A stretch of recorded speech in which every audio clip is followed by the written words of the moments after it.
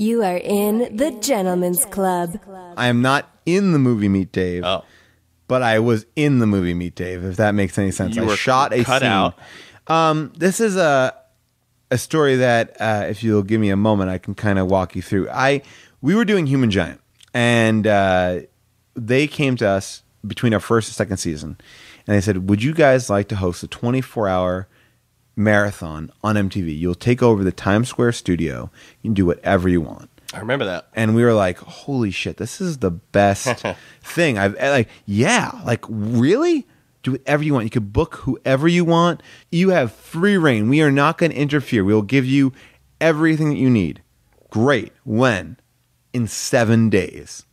And we're like, oh. So within 7 days, we needed to put together 24 hours of programming. And now we could program the network any way we wanted to. So we could play old episodes of Remote Control. We could play old episodes of The State. We could do whatever. We could pull from their archives and play whatever we wanted. It was our own show. So in the preparation of that, it's sort of like a fantasy sport in a way. Yeah, it was just kind of calling on whatever. We got to play an Aphex Twin video in the middle of Times Square because they have a huge TV in Times Square. So it was also like doing stuff like that, like screwing around with people in Times Square. Like, here, you're going to see Aphex Twin. Which video was it? Window Licker? The one where it's like a crazy face. I don't remember the name of it, but it looks like the scariest thing. It's like a really fast motion, long drawn out face or something. I can't remember which one it was. We had debate teams debating, what was a better song, like Lionel Richie's Dancing on the Ceiling or Eddie Murphy's Party All the Time. And then we would play that winner out in the thing. So with 7 days to go to plan this thing, I got a phone call. Hey, that part you auditioned for at Meet Dave, it shoots this week. What day? Thursday. Now we're scheduled to go live on Friday at noon. So I figured out to go back to shoot Meet Dave. I'm going to leave Wednesday night on the Red Eye. So Meet Dave was in L.A. Meet Dave was in L.A., right, yes. So I get out I go on the Red Eye. I land in L.A. at like 6 in the morning on Thursday morning.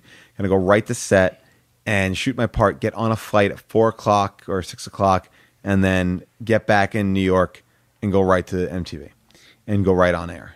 It was a crazy schedule, but I wanted to do this Meet Dave part because I knew it was going to be the thing that people remembered me by, and I really needed to really solidify myself in this world. It's an Eddie Murphy movie. Eddie Murphy. Well, I mean, look, I'm a huge Eddie Murphy fan. Like growing up, if you were to say like who's your influence, I'd be like Eddie Murphy was one of the biggest, if not the biggest, influence on me.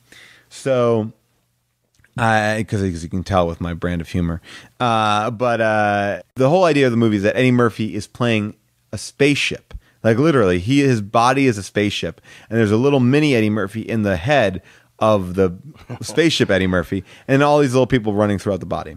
Judah Friedlander played like the stomach guy, and I played Lieutenant Buttocks. So I worked in the ass, and I get the set, and Brian Robbins is directing from Head of the Class, and he directed Varsity Blues, a solid director, made some good movies.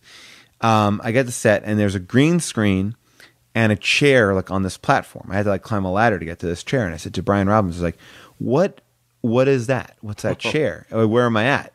Like, what's around me? Because there's nothing there but a chair and green, and it's elevated. I just didn't know. They're on day like 52 with 65. So they've been shooting for a while. He goes, I don't know, man. It's a ship. All right. I'm nervous. Like, I shouldn't ask that question. I always thought you were supposed to ask that question when you were in front of a green screen. Get up there. I do my scene. Now, Eddie Murphy asked for my character to check in. He goes, Lieutenant Buttocks, status report. And I go, we had a gas leak, sir. It was silent, but not deadly.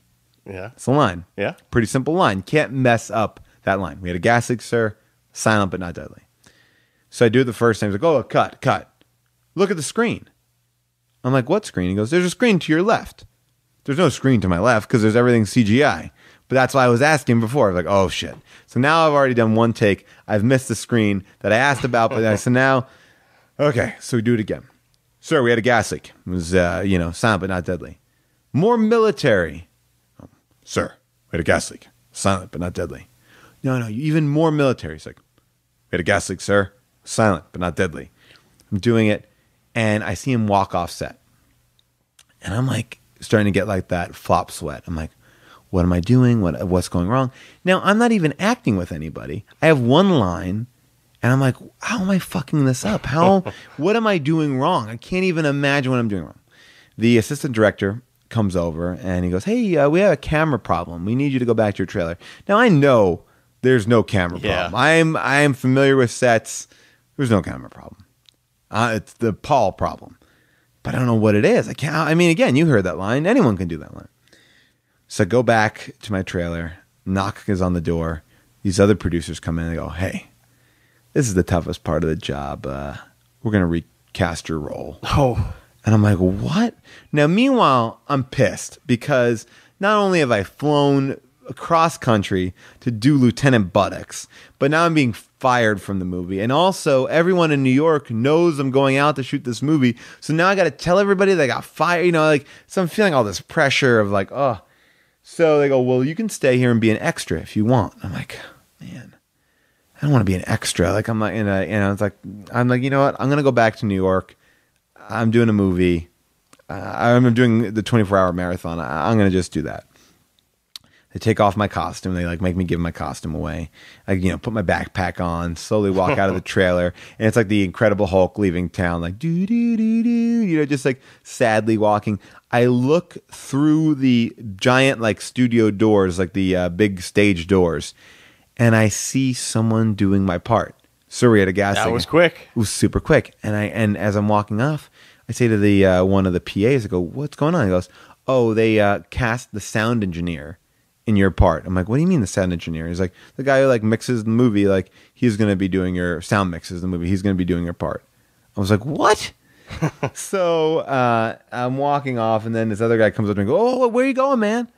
I go, I got fired. Like, you didn't get fired. We were writing a new part for you. I'm like, well, I'm pretty sure I was fired. He's like, no. Come back in. So they bring me back into my trailer, and my trailer is so tiny. It's so, like, imagine like a coffee table. That's like the width of it. And I'm literally standing in the bathroom part of it. And these two producers are there. One guy has a computer open. He goes, okay, here's the deal. You weren't fat enough. Brian Robbins thought you were a fat guy. He needed a fat guy for Lieutenant Buttocks because it's funny. Fat guy in the butt, right? Come on. And I go, oh, okay. He goes, all right, you are going to be Lieutenant Kneecap. That's your part. You're Lieutenant Kneecap, and when they find out that hot dogs fuel the planet, you're going to say, sure beats protein squares, and you take a big bite of a giant hot dog. How do you like that? And I'm like, sure, great, I'll do that. So you were probably pretending to be a little bit more excited. I was a little miffed at this point. I was fired, and I was feeling shitty about myself. I was not jumping into, this is a great idea. I was like, is this like, why are they throwing me a bone? What's going on? Because in comedy, aren't you supposed to be more of a supportive performer? Like, hot dog, that's great. It was, but it's coming off of being fired, and I went through a myriad of emotions at that point. Yeah. Especially after the sound mixer does my job. I didn't know what to expect. So did you have to mix the sound? I did. And now I'm in the union there, and it's great benefits. I just did a new Transformers movie. It was really hard, but it was really fun. Sure. So I'm sitting there with a giant fucking hot dog on my lap. And, at the end of the movie, Eddie Murphy's like, well, our planet is saved. And I pull the hot dog down from in front of my face, and I go, sure beats protein squares. And we shoot it, and we're done. It's all done. And I go home, and a week later, my friend calls me. He's like, hey, man, where are you? I'm like, what do you mean, where am I? He goes, we're reshooting the ending. I'm like, what? Then they reshot the ending. So I think if you watch Meet Dave, in the final scene, you will see my shoulder next to a giant hot dog. But I am not in it. My line is not in it, although I am listed in the credits as Lieutenant Kneecap. That performance forever exists on the cutting room floor. That's a good story. There you go. Yeah, thank you for that. And that is the sad tale of Meet Dave.